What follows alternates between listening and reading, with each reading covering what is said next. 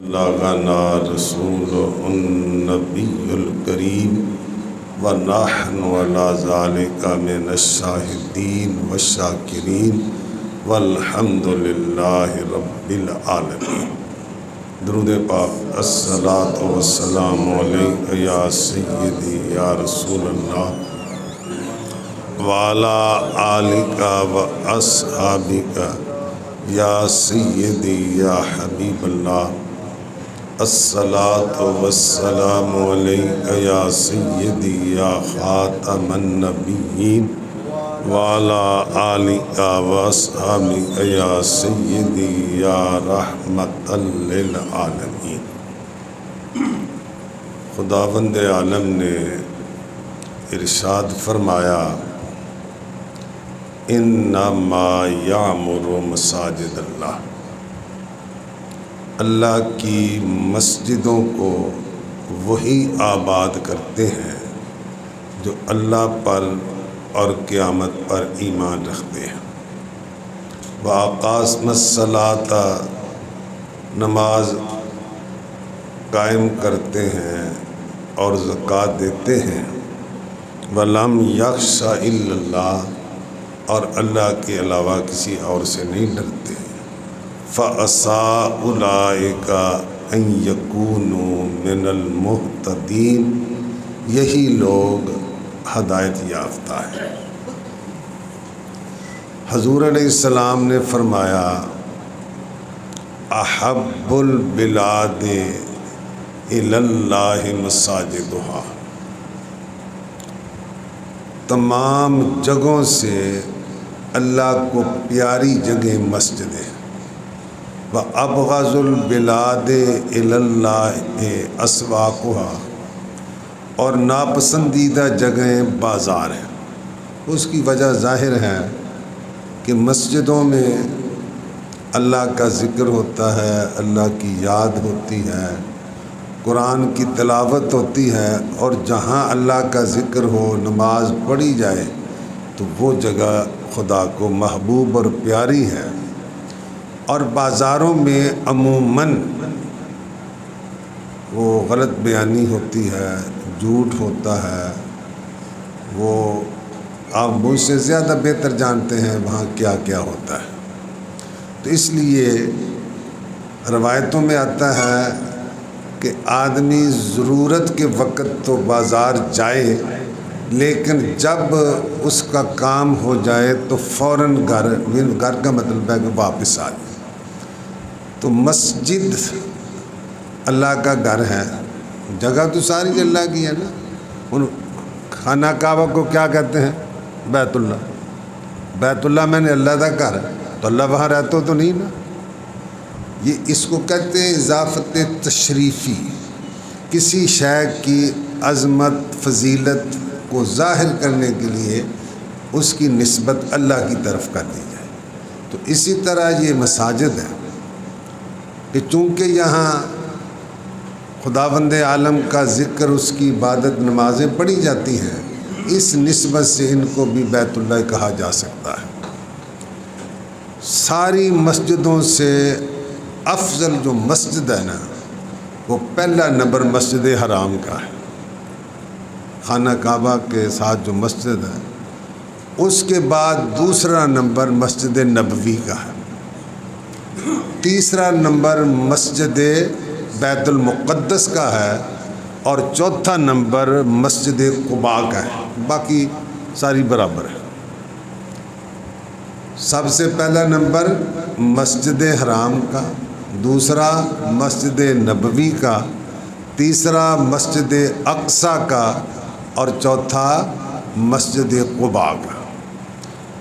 مسجد قباء جو ہے وہ مدینہ منورہ میں بننے والی سب سے پہلی مسجد ہے۔ مسجد نبوی اس کے بعد تعمیر کی ہوئی۔ تو مسجد قباء کی فضیلت کتنی ہے؟ حضور علیہ السلام نے فرمایا، جو مسجد پڑھائیے لفظ ہی دیکھ ہی لیے اگاں بچہ۔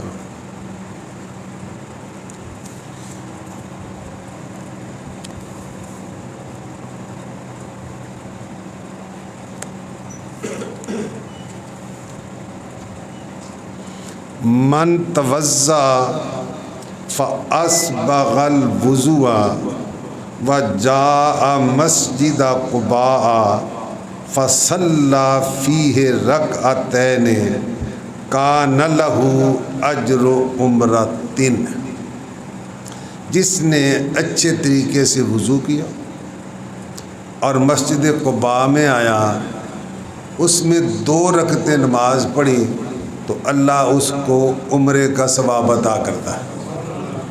اللہ اس کو، یہ تقریباً مجھے یاد پڑتا ہے کہ یہ حدیث مسجد قباء میں لکھی ہوئی بھی ہے۔ تو اب عمرے میں کتنی مشقت ہوتی ہے، مگر یہ حضور علیہ السلام کے صدقے اس امت پر اللہ کا احسان ہے کہ تھوڑا کم کرو بہت ثواب لے لو۔ اکثر میں کہتا ہوں اس میں ہمارا تو کوئی کمال نہیں نا، یہ صرف اور صرف رسول اللہ کے ساتھ نسبت کا تعلق ہے۔ تو حضور نے فرمایا کہ جس نے اچھے طریقے سے وضو کیا، مسجد قباء میں آیا، 2 رکعتیں نماز پڑھی تو اس کو کتنا ثواب ہے؟ عمرہ کرنے کا۔ اور حضور علیہ السلام نے فرمایا المساجد بیوت اللہ فی الارض، مسجد زمین میں اللہ کے گھر ہیں، کہ اللہ کی رحمتیں انوار کی بارش مسجدوں میں ہوتی ہے۔ تزیو لأہل السماء کما تزیو نجوم السماء لأہل الارض، کہ جو فرشتے آسمانوں میں ہیں نا، ان کے لیے یہ مسجدیں ایسی جگمگاتی معلوم ہوتی ہیں جیسے ہمیں آسمان کے ستارے جگمگاتے معلوم ہوتے ہیں۔ یعنی انہیں مسجدیں کیسے لگتی ہیں؟ جیسے ہمیں آسمان کے ستارے جگمگاتے نظر آتے ہیں۔ قیامت کے دن اللہ فرمائے گا میرے پڑوسی کہاں ہیں؟ اللہ کیا فرمائے گا؟ تو فرشتے عرض کریں گے یا اللہ تیرا پڑوسی کون ہو سکتا ہے؟ پڑوسی میں نال قریب والا ہمسایہ جس کو، تو اللہ فرمائے گا جو مسجدوں کو آباد کرنے والے ہیں وہ میرے پڑوسی ہیں۔ مسجدوں کو تو آباد کرنے کا مطلب یہ ہے کہ وہاں نماز پڑھی جائے۔ ایک بہت اعلیٰ مسجد بن جائے کروڑوں لاکھوں روپے کے، تو وہاں نماز ہی نہ ہو تو وہ آباد تو نہیں نہ ہوتی۔ آباد کا مقصد ہے کہ وہاں اللہ کی عبادت ہو۔ بعض مسجدیں ایسی ہوتی ہیں تو وہ میں نے دیکھا وہ مسجد کم ہے، سیرگاہ زیادہ ہے۔ نام میں نہیں لیتا، میں ایک جگہ گیا تو کہتے بڑی اعلیٰ مسجد بنائی ہے، تو میں بھی دیکھنے کے لیے گیا تو وہاں نماز بھی میں نے زور جماعت کرائی وہاں اپنی ابلاغ ہم نے، تو مگر وہ جیسے نا لوگ کسی سیاحتی مقام کے لیے آتے ہیں، ٹولیوں کی ٹولیاں ایسے آ رہے تھے۔ تو یہ مسجدوں کو آباد کرنا نہیں ہے، مسجدوں کے پڑوسی مسجدوں کو آباد کرنے والے ہیں، وہاں نمازیں پڑھنے والے، وہاں اللہ کا ذکر کرنے والے ہیں۔ حضور علیہ السلام نے فرمایا ما توطن رجل مسلم المساجد للصلاۃ والذکر الا تبشش اللہ لہ کما تبشش اہل الغائب بغائبہم اذا قدم۔ جو مسجدوں کو میں ٹھہرتے ہیں، وطن بناتے ہیں کا مطلب مسجد میں ٹھہرتے ہیں، کس کام کے لیے؟ نماز کے لیے اور ذکر کرنے کے لیے، تو اللہ کریم ان سے ایسے خوش ہوتا ہے کہ کسی گھر والوں کا بندہ کسی عرصے کے بعد گھر میں واپس آئے تو جیسے اس کے گھر والے اسے دیکھ کر خوش ہوتے ہیں، تو جو بندہ مسجد میں ٹھہرتا ہے رہتا ہے اللہ کریم اس بندے سے ایسا خوش ہوتا ہے۔ تو اللہ کو خوش کرنا ہے تو مسجد میں بندہ ٹھہرے، لیکن یہ ہے کہ ظاہر بات ہے کہ سارے بندے تو مسجد میں ٹھہر نہیں سکتے، پھر نظام کام کیسے چلے؟ خدا ایک سوکھا طریقہ کیا ہے کہ حضور علیہ السلام نے فرمایا 7 آدمی قیامت کے دن اللہ کے عرش کے سائے میں ہوں گے، جس دن اس کے سائے کے علاوہ کوئی سایہ نہیں ہے۔ ان 7 میں سے ایک بندہ کیا ہے؟ رجل خرج من المسجد وقلبہ معلق بالمسجد، ایک بندہ مسجد سے گیا ہے، وہ اپنے کاروبار میں مشغول ہے یا گھر میں بیٹھا ہے، مگر اس کا دل مسجد سے متعلق ہے، یعنی وہ انتظار کرتا ہے کب اذان ہو تو میں مسجد میں جاؤں۔ تو ایسے آدمی رب کے عرش کے سائے میں ہو۔ دیکھو بیٹھے تھے بندہ دکان پہ ہی ہے نا، کاروبار کر رہا ہے، مگر دل میں یہ تڑپ ہو کہ جب بھی اذان ہوگی تو میں مسجد میں جاؤں گا۔ کاروبار بھی کر رہے ہیں، ثواب بھی کما رہے ہیں، نہ کچھ لگتا بھی، نہ ہنگ لگے، نہ پھٹکری، رنگ بھی کیا کہتے چوکھا ہے، کچھ لگتا بھی نہیں ہے۔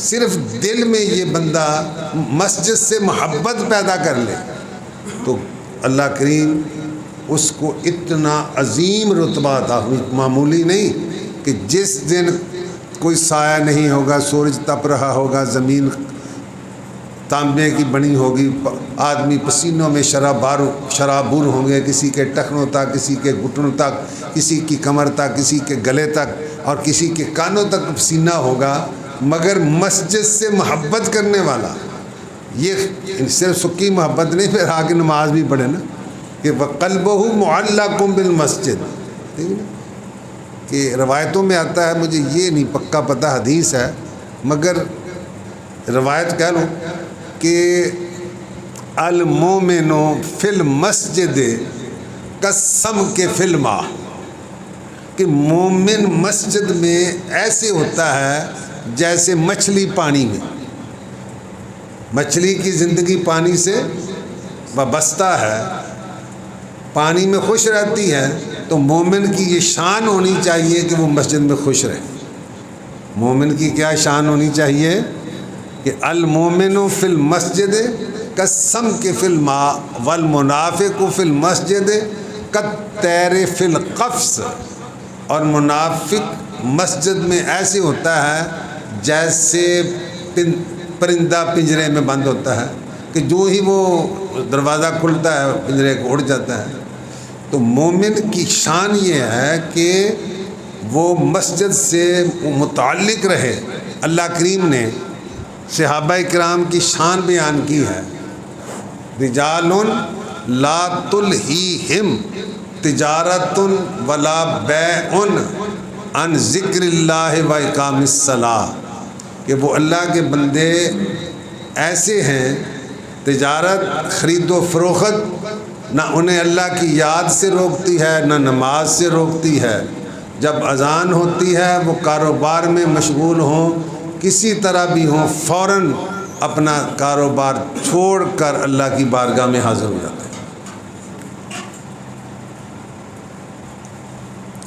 لیکن حضور علیہ السلام نے فرمایا اذا رأیتم الرجل، ایک روایت کے لفظ ہیں یا تاد المسجد فاشہدوا لہ بالایمان، اور ایک روایت کے لفظ ہیں یتعاہد المسجد، کہ جب تم کسی مرد کو دیکھو کہ وہ مسجد میں آتا جاتا ہے، آنے جانے کا عادی ہے، تو گواہ ہو جاؤ کہ وہ مومن ہے۔ اس لیے کہ اللہ نے فرمایا انما یامر مساجد اللہ ہے، اللہ کی مسجدوں کو وہی آباد کرتا ہے جو اللہ پر اور قیامت پر ایمان رکھتا ہے۔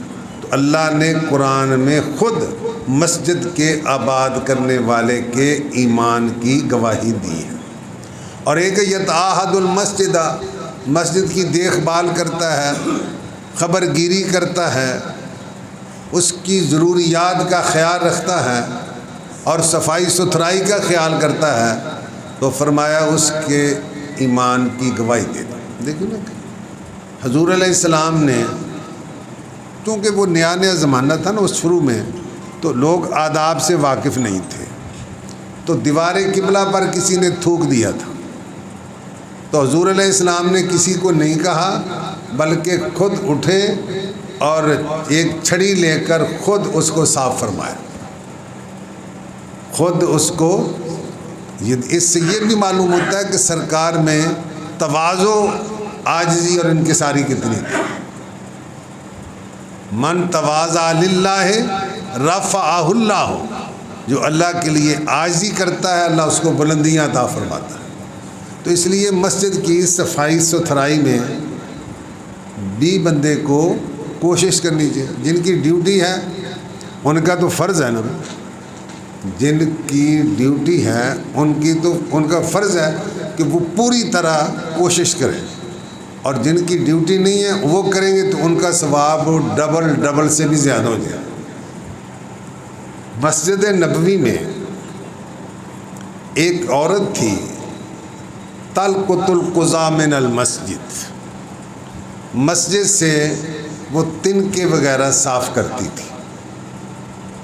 فتوفیت، وہ فوت ہو گئی رات میں، تو انہوں نے کہا صحابہ نے کہ حضور علیہ السلام کو کیا جگانا ہے، تو رات ہی میں اس کو دفن کر دیا۔ فلم یوزن النبی صلی اللہ علیہ وسلم بدفنہا، تو جب وہ صبح نظر نہیں آئی تو حضور علیہ السلام نے فرمایا کہ عورت کدھر ہے؟ کہا حضور رات کو دفن فوت ہو گئی تھی تو ہم نے رات ہی کو دفن کر دیا کہ آپ کو کیا تکلیف دینی ہے۔ تو آپ نے فرمایا دلونی علی قبرہا، مجھے اس کی قبر کے پاس لے جاؤ۔ حضور اس کی قبر کے پاس تشریف لے گئے اور وہاں اس کا جنازہ پڑھا۔ چلو یہ مسئلہ بھی ہو جائے۔ جو میت کا ولی اقرب ہوتا نا، مثلا بیٹا ہے، اگر اس نے جنازہ نہ پڑھا ہو تو جنازہ ہو جائے نا تو وہ جنازہ پڑھ سکتا ہے، اگر ولی پڑھ لے تو پھر کسی کو دوبارہ جنازہ نہیں پڑھ سکتا۔ تو حضور علیہ السلام چونکہ النبی اولا بالمؤمنین من انفسہم، تو حضور ولی اقرب ہے، اس لیے حضور نے اس کی قبر پر جنازہ پڑھا۔ اور دیکھیے دوسری بات دیکھیے کہ عام طور پر امیروں کے ساتھ تو دوستی لگانے کی ساری کوشش کرتے ہیں، غریباں نال کوئی نہیں لاتا۔ عمومی کیفیت یہی نا، کچھ اللہ والے اس دور میں بھی ہوتے ہیں، کچھ میں نے دیکھا ہے کہ اس دور میں بھی کچھ لوگ امیر ہونے کے باوجود بھی غریبوں کے ساتھ بیٹھنا اٹھنا اپنی انسلٹ نہیں سمجھے، ورنہ اکثر دیکھا گیا ہے۔ تو مگر نبی مکرم صلی اللہ علیہ وسلم غریبوں کے ساتھ بیٹھنا زیادہ پسند فرماتے تھے، بلکہ حدیث یاد آ گئی، پہلے کی دفعہ سنائی ہے۔ ابو جہل اور دوسرے سرداران قریش حضور علیہ السلام سے کہنے لگے ہم آپ کے پاس بیٹھ کر آپ کی بات سننے کے لیے تیار ہیں، مگر آپ کے پاس بلال بیٹھا ہوتا ہے، عمار بیٹھا ہوتا ہے، خباب بیٹھا ہوتا ہے، ان غلاموں کے پاس بیٹھنے سے ہماری عزت نفس مجروح ہوتی ہے، ہماری توہین ہوتی ہے، ہماری بے عزتی ہے۔ اس لیے اگر آپ ہمیں اپنی بات سنانا چاہتے ہیں تو ان کو اپنی بارگاہ سے ہٹا دیں، دور کر دیں۔ تو اللہ نے قرآن کی آیت نازل فرمائی وَلَا تَطْرُدِ الَّذِينَ يَدْعُونَ رَبَّهُمْ بِالْغُدُوِّ وَالْعَشِيِّ، یعنی اے محبوب یہ ایمان لاتے ہیں، لائیں نہیں لاتے ہیں نہیں لائیں، مگر مجھے یاد کرنے والے غریبوں کو اپنی بارگاہ سے دور مت ہٹائیں۔ امیران حالت ہر کوئی دوستی کرتا ہے ناصر۔ یہ مشکل ہے، مجھے پنجابی بھول جاتی ہے یار، حالانکہ میں ہوں تو پنجابی۔ تینوں آندا واہ میرا نام ہر کوئی دوستی کرتا ناصر. اگلا بنان غریبان نال محبوبہ یارانے سارے تیرے نے. سارے پڑھ لو. غریبان نال محبوبہ غریباں. بلکہ حضور نے فرمایا اللہم احینی مسکینا واحشرنی فی زمرات المساکین. یا اللہ میرا حشر بھی مسکینوں کے ساتھ فرما. غریباں نال محبوبہ غریباں نال محبوبہ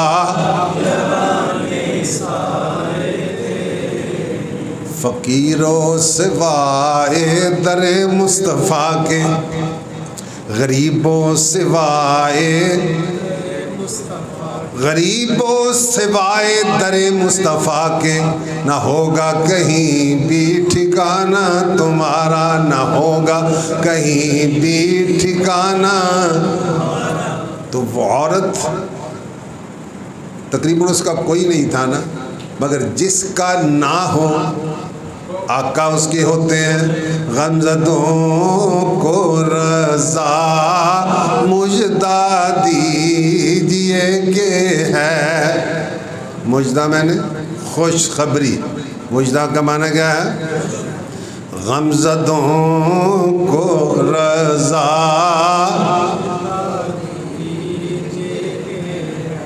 بے کسوں کا سہارا ہمارا نبی. بے کسوں کا